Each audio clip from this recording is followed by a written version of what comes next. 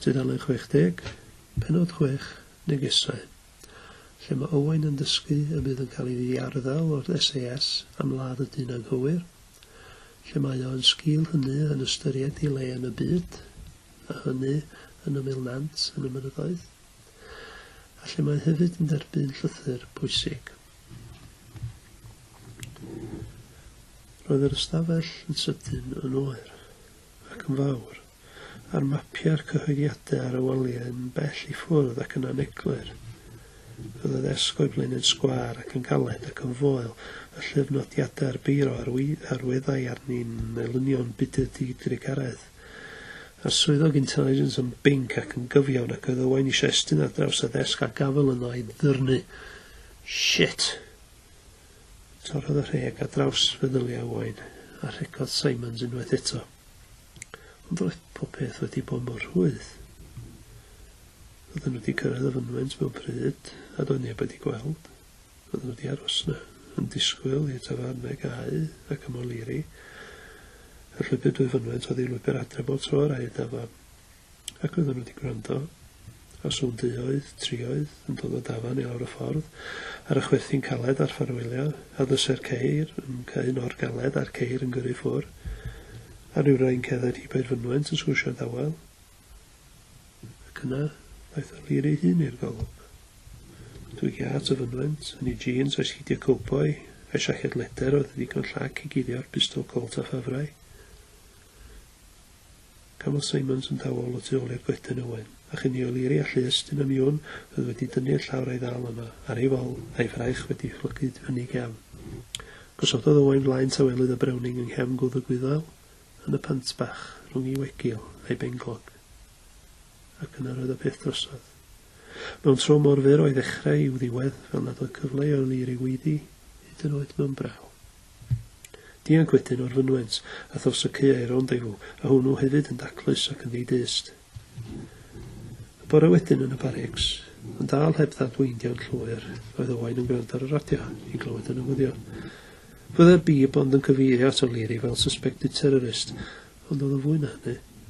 Gwaith Dermot Anthony O'Leary oedd lladd ar ran y profos, ac oedd Owain yn ddistaw bach am glywed cydnabod ei waith yn gyhoeddus. Oedd swyddog wedi dod i'r mes. Gwelodd Owain a ddeth draw ato. Lloyd, come with me, please.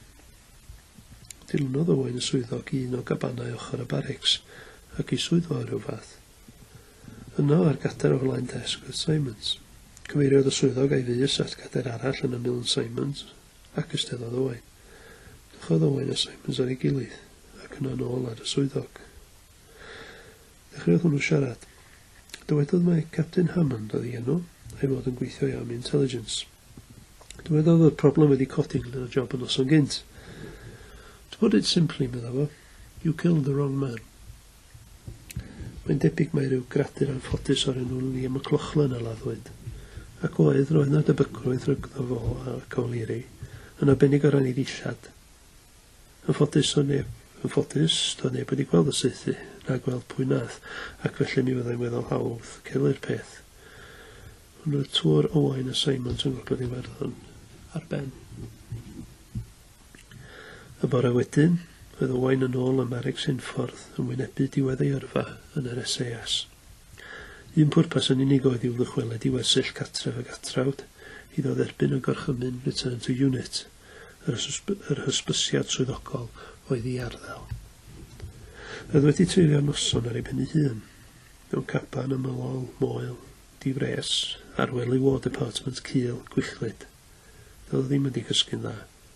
Ac erbyn y bore yma roedd ei feddwl o fel trombôn, a syrni cyrbachlyd yn cnoi gymalau ac yn crino i chyhyrau.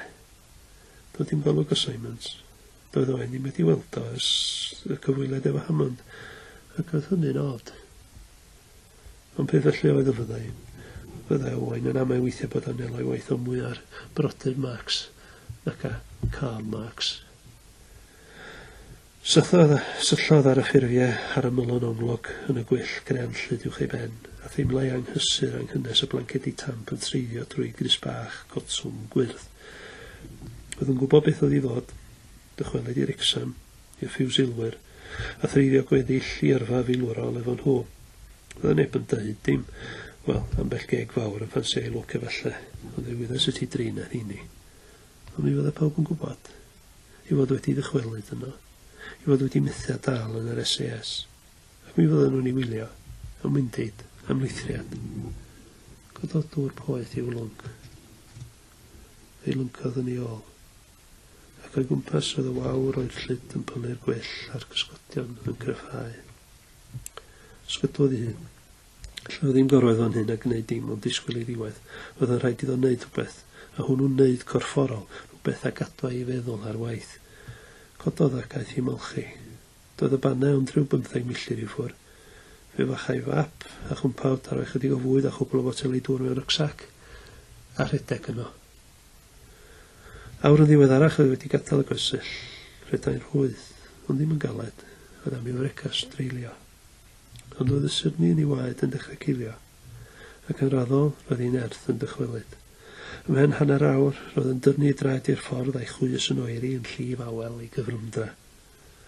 Gwelai'r mynydd yn dod yn nes, weithiau'n sydd o'i flaen ymhen y ffordd, weithiau dros ben grych, ond o hyd yn dod yn nes.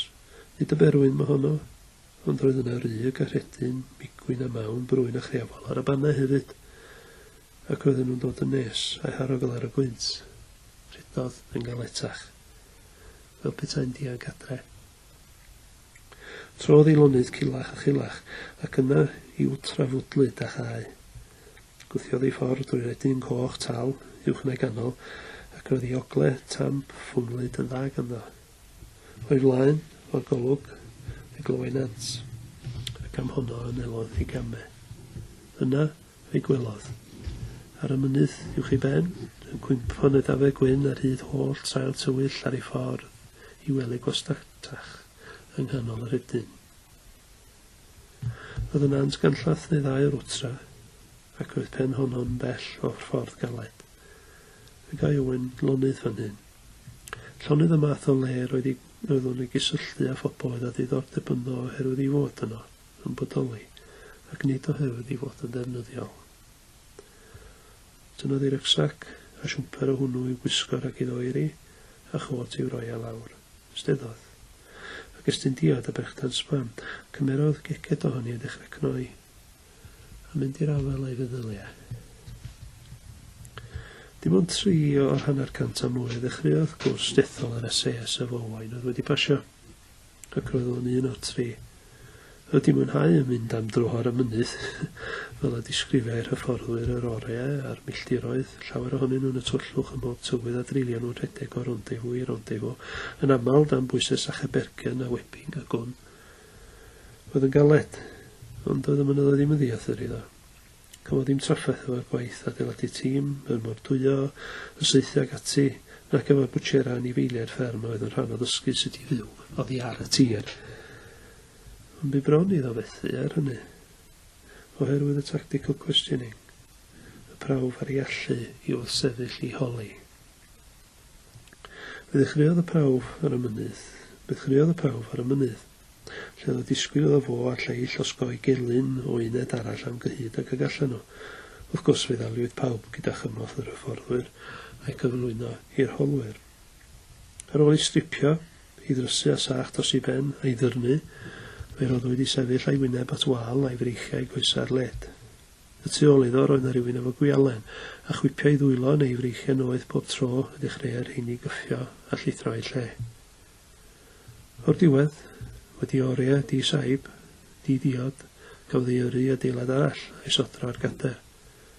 Tynodd rhywun y sach a'i hogla hesia'n pwdwr oddi ar ei ben, a'i gyflwyno i oleuni llachar, pwynus am eiliad. Blinciodd ei lygyd yn galed, ac a draws y bwrdd pren moel o'i flaen gwelodd ferch. Merch ardd, gweithau i gwisg unffurf, a'i gwallt a'r felyn wedi glymu ar dopi ffen a thwtio golir o gwmpas ei llygyd a'i gwefusau.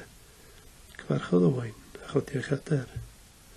Aeth o gwmpas y bwr ato, ac yna heibio iddo, yn fwriadol agos.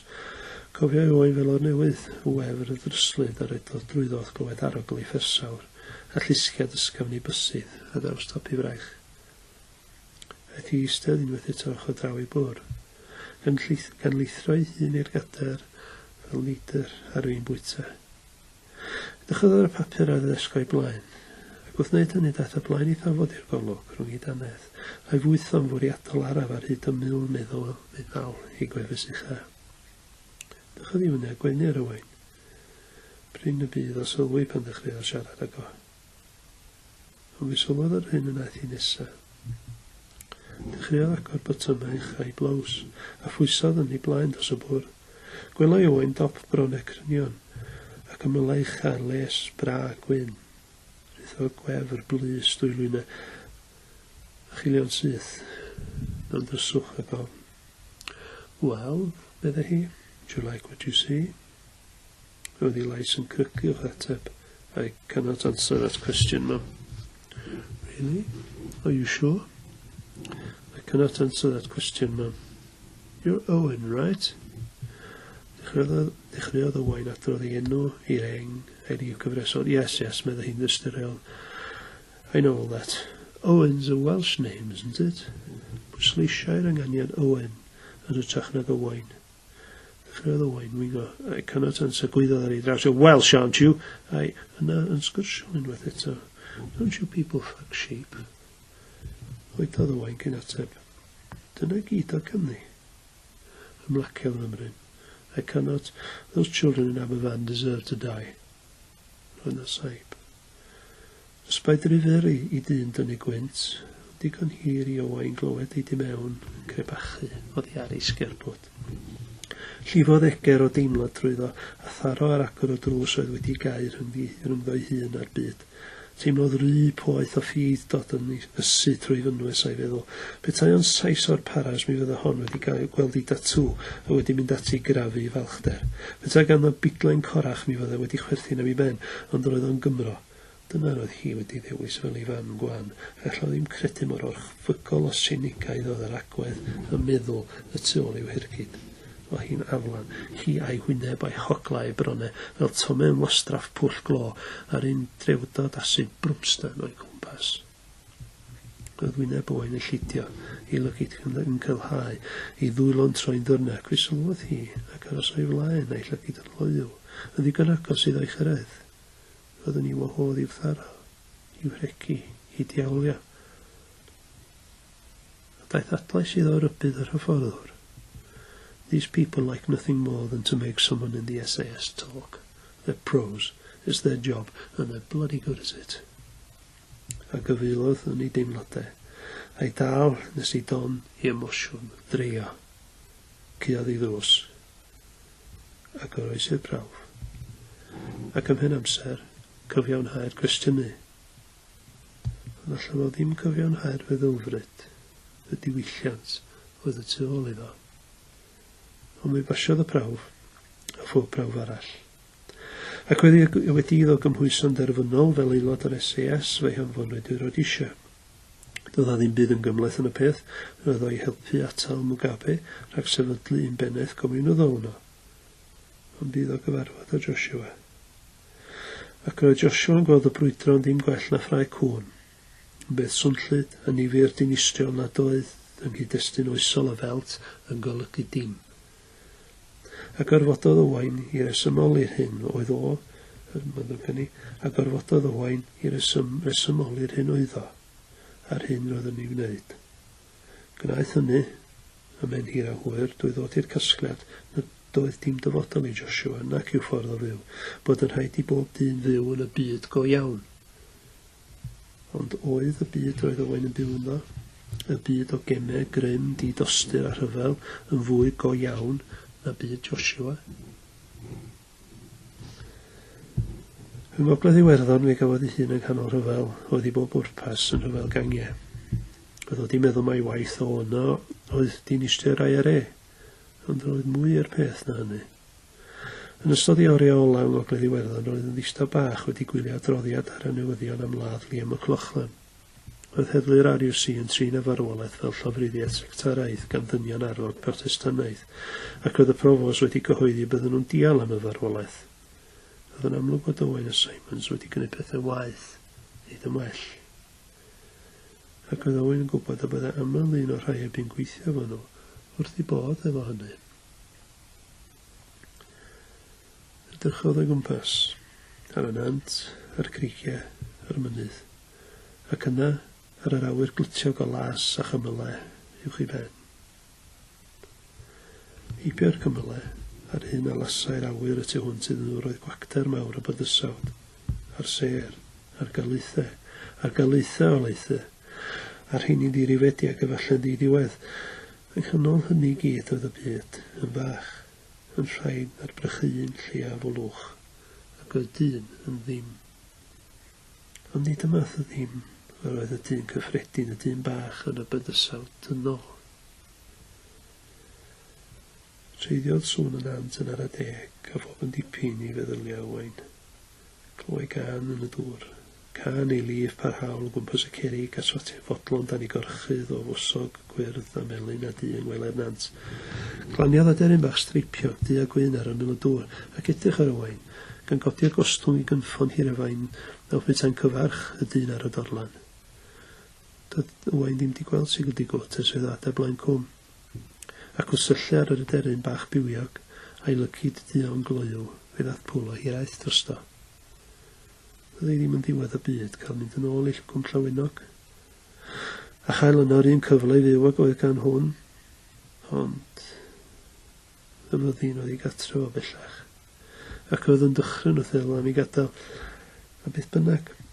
Ond oedd oedd i profi fod yn un o goreuon, yn un o'r elit, gorwyddau iddi arddel fel dŵr carthfos yng ngwylod i fol. Oedd yn hwyr y prynhawn pan gyrhaeddodd ni olau gwysyll.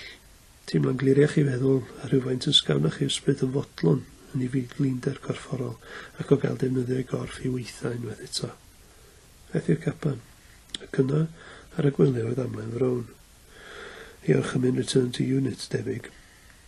Ystod dywel o sebon, dim yr amlen a chai aros nes iddo molchi a newid i ddillad glân. Oedd dŵr y gawod yn boeth ac oedd digon ohono. Fel arfer bydd Owain yn gadael y gawod yn syth iddo olchi'r chwys a'r bawdd i arno hyn i fynd as bethau am genach, ond heddiw fe arhosodd dan lif o dŵr ac ymhyfrydu yn anwes y pigau mwyn glân. Heddiw hwn oedd y peth am genach. Y mollwng oddi wrth ei boen a'i ogrwydd a'i frwydr parhaus sosiw iawn a niffiniedig a glendid i gydwybod. Heddiw, oedd glendid dŵr a sebon yn ddigon. Cyrraeddodd yn ôl at ei wely mewn hwyliau da, ac yn barod yn bryd iawn o fwyd. Gosododd ei dywel i sychu dros y rheiddiadur oer ac edrych ar yr amlen ar ei wely. Fe gai aros nes iddo wisgo. Synodd illa glân a'i gwisgo amdano ac eistedd ar y gwely glymu sgidiau. Gorwedda'r amlen o fewn nodfeddi i'w glyn, ond chyffyrddodd mahoni. A ddiolchi ddillad redeg. Uwch ben y sinc a'i ddwylo yn y dŵr sebonllyd i ddechreuodd feddwl. A'i drwy'n nodyn mewn amlen ar ei wely'r o dyn o derbyn gorchymyn at i'w. Roedd yn ddill chydig yn anffurfiol hyd yn oed i'r SAS. Yna fe leithrodd rhywbeth arall i feddwl. Beth os mae'n neges gan gwyn oedd o? Doedd Richard Lloyd ddim yn ddyn ifanc, a ddim o Siôn Casianti yn ei dwarw, ac wybod i hyntau hylun sy'n hun yn mynd o un lle i'r llall yn ddiweddar fe allan nodyn fod wedi gorfod i ddilyn o gwmpas Ulster ac yn ddyddiawed. Tynodd i ddwylo'r sinc a flicio'r dŵr a sebon o ddianyn o sychodd wedi llun gybaniaeth ar ei drwsus wrth fynd. Daeth at y gwely ac estyn at yr amlen. Wrth wedi fus dan y fflap a'i rhwygo'r agor a thynnu'r llythyr ohoni. Doedd ddim yn llythyr swyddogol gan y fyddin. Doedd dim ffawd i'r ail catrawdol ar hyd i dop. Streddodd ar y gwely a'i ddarllen. A dechreuodd ei lygydd rithro, ynghynt os y geiriau. Wedi cyrraedd y diwedd swta, fe arhosodd eiliad neu ddwy. Darllen oedd y llythyr unwaith eto, yn arafach, ac arhosodd ei lygyd yn hir ar un cymal penodol. Aeth i benni lawr. A'i lygyd i edrych a ddymdra'r llaw rhwng ei draed heb ei weld. Cododd ddysedd i'w dalcen i fwytho rhychedd wedi ymffurfio yno uwch ben yr eiliad dwys. A rhwng ei linau yn cogi llipa'r llaw arall oedd y llythyr. Oedd yn cynnig cyfle iddo aros yn y gatrawd.